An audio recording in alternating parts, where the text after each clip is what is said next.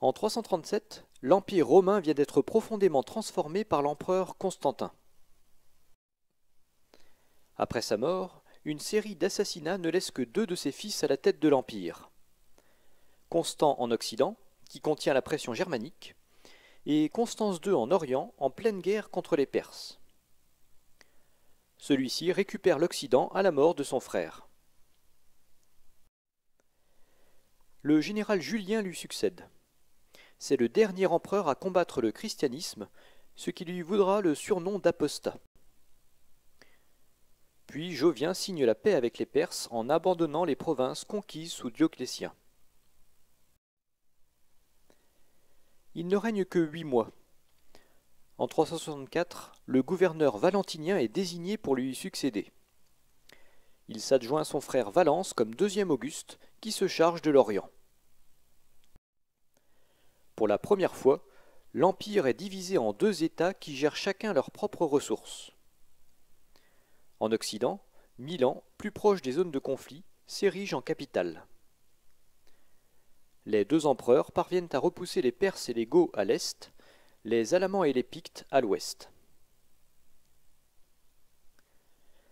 La situation politique se complexifie très vite en Occident avec la proclamation de plusieurs Augustes.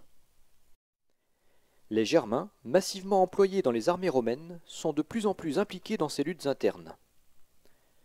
En Bretagne, la frontière commence à reculer face à l'assaut des Scots et des Pictes.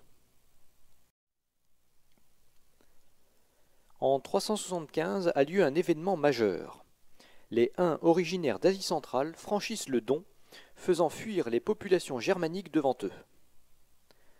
3 ans plus tard, les Goths écrasent l'armée romaine à la bataille d'Andrinople, tuent l'empereur Valence et s'installent massivement sur le territoire romain. Les Wisigoths deviennent les principaux défenseurs de l'Empire d'Orient, tandis que les Francs aident à défendre l'Empire d'Occident. Ces guerres incessantes provoquent un appauvrissement et un dépeuplement de l'Empire.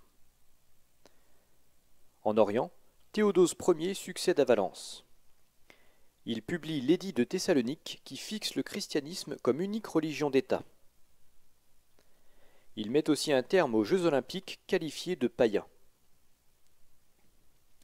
En 388, il intervient pour régler les conflits entre les empereurs d'Occident et réunifie pour la dernière fois la gestion des deux États. Cette ultime unité ne se reproduira plus.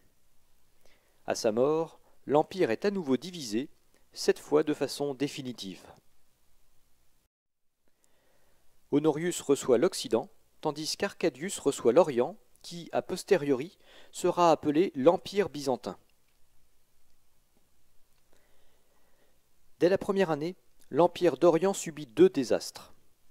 Les Wisigoths menés par Alaric Ier pillent la Grèce jusqu'à Athènes, et les Huns pillent la Syrie jusqu'à Antioche.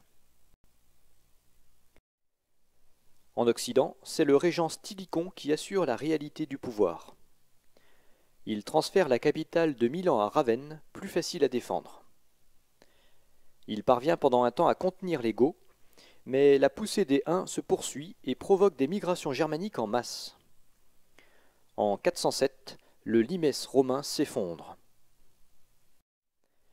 La Bretagne subit l'invasion des Angles, des Jutes et des Saxons venus du continent, et elle est abandonnée. La Gaule subit le pillage des Vandales, des Suèves et des Alains, qui poursuivent jusqu'en Espagne, où ils fondent des royaumes.